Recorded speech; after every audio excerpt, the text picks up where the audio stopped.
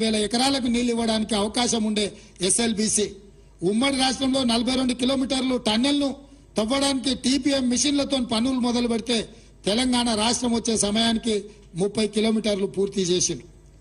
8 ఏళ్లలో వాళ్ళు 30 కిలోమీటర్లు టన్నెల్ కొట్టి శ్రీశైలంలో టైగర్ రిజర్వ్ ఫారెస్ట్ అనుమతులను తెచ్చుకోవడం కష్టమని టన్నెల్ బోర్ మిషన్ ద్వారా ఆ రోజు పనులు మొదలు పెట్టారు.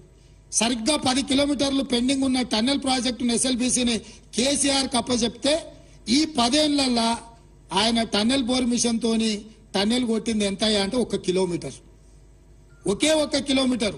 ఇంకా 9 కిలోమీటర్లు ఎస్ఎల్బీసీ పూర్తి కాక ఆడ ప్రాజెక్ట్ ఏడుస్తున్నది.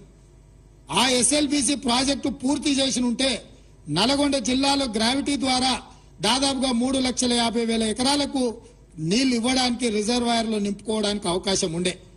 తెలంగాణ వచ్చిన అదే నిర్లక్ష్యం, అదే విధంగా తెలంగాణకు అన్యాయం చేసిన ఎస్ఎల్బీసీ ప్రాజెక్టును పూర్తి చేయలేదు. ఇవాళ మళ్ళీ మేము వచ్చిన తర్వాత మొన్న ఉత్తమ్ కుమార్ రెడ్డి గారి నేతృత్వంలో ఎస్ఎల్బీసీ ప్రాజెక్టును ఎట్లా పూర్తి చేయాలి త్వరితగతిన.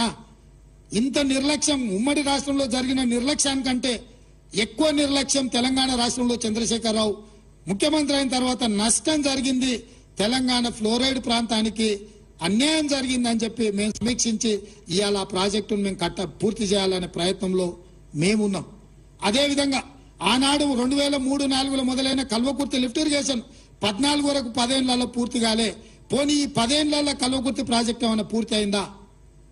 ఈ రోజు ఆ ప్రాజెక్టు కూడా 10 ఏళ్లు చంద్రశేఖరరావుకు అప్పచెప్తే కల్వకుర్తి ఎత్తిపోతల పథకం పూర్తి కాలేదు, దాని కింద రావాల్సిన నీళ్లు రాలేదు.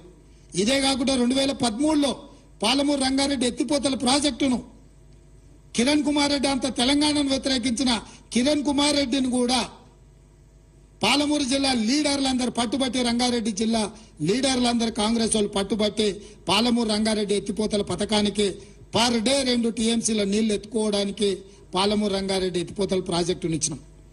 ఆ రోజు 28,000 కోట్లతోని పూర్తి చేయాల్సిన ప్రాజెక్టును 67,000 కోట్ల రూపాయలకు అంచనాలు పెట్టి ఇప్పటికి 30,000 కోట్ల రూపాయలు ఖర్చు పెట్టిండు. 1 ఎకరాకు కూడా 1 గుంటకు కూడా నీళ్లు ఇవ్వలేదు. ఈ 10 ఏళ్లు పాలమూరు రంగారెడ్డి ఎత్తిపోతల పథకం పడవ పడ్డది.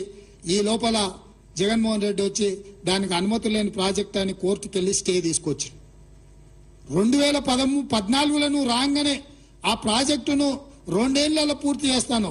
2 ఏళ్లు కాదు 5 ఏళ్లలో ఒకవేళ నువ్వు పూర్తి చేసిన 2019 లోపలనే పాలమూరు రంగారెడ్డి ఎత్తిపోతల ప్రాజెక్టు పూర్తి అయిన ఉంటే 10 లక్షల ఎకరాలకు నీళ్లు వచ్చేవి.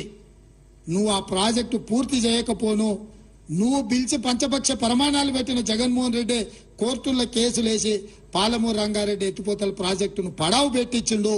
ఈ పాపానికి కూడా నువ్వే కారణం చంద్రశేఖరరావు.